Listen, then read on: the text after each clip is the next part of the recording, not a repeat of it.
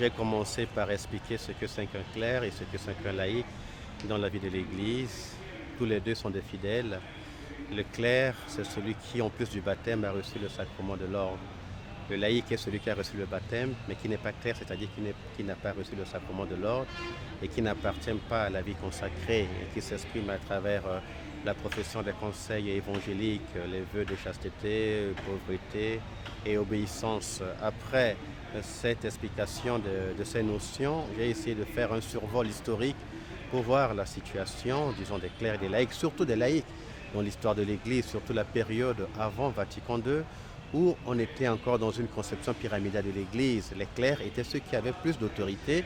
Les laïcs ne comptaient pas beaucoup. Et j'ai cité l'exemple d'une phrase de Saint Curé d'Ax qu'on peut comprendre quand nous situons à l'époque, qui disait « Laissez une paroisse 20 ans sans prêtre, on y adorera les bêtes ». C'est-à-dire si le prêtre ne passe pas, il n'y a pas de vie.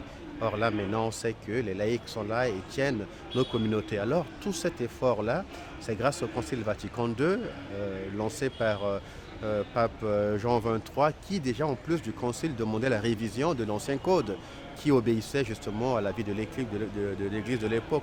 Donc, avec le Concile Vatican II et la période post-conciliaire, le code que nous avons maintenant, nous assistons à une responsabilité, voire les laïcs qui sont co-responsables même de la vie de l'Église en tant que baptisés, ils sont envoyés en mission et on voit à travers l'apostolat, à travers les mouvements et les fraternités, il y a une grande dynamique dans la vie. Maintenant, malgré ce climat de floraison, de laïcs qui prennent des responsabilités, malheureusement, il y a des rapports conflictuels entre les laïcs et les clercs. Et là, j'ai essayé de faire le résumé, disons, des 10 pôles thématiques pour voir surtout dans la question de marcher ensemble. Parfois, il y en a qui sont laissés de côté parce qu'ils sont hostiles, ils ont des positions peut-être dures, franches. On préfère s'entourer de ceux qui partagent notre point de vue, on préfère s'entourer de riches. Parfois, il nous arrive d'écouter aussi que tel n'est pas de notre ethnie, tel ne parle pas notre langue. Alors, on est étiqueté. Donc, voilà autant de conflits et même dans les prises de décision, dans le discernement qui entache nos rapports conflictuels. Mais le tout, j'ai essayé de récapituler en disant, prêtre, laïc, il ne faut pas oublier les 4 réalités fondamentales qui nous attendent à la fin de notre vie. La mort, le jugement, l'enfer et le paradis. Il en va de même pour le prêtre, il en va de même pour le laïc aussi.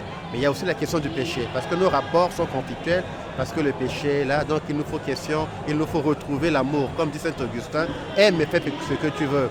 Si tout ce que nous faisons est signe de l'amour, alors l'amour nous aidera justement à bien nous comporter, à bien vivre notre mission. Et surtout, n'oublions pas que nous sommes tous appelés à la sainteté. Il y a des laïcs qui sont saints, comme il y a des prêtres, des évêques, des papes aussi qui sont saints dans l'Église.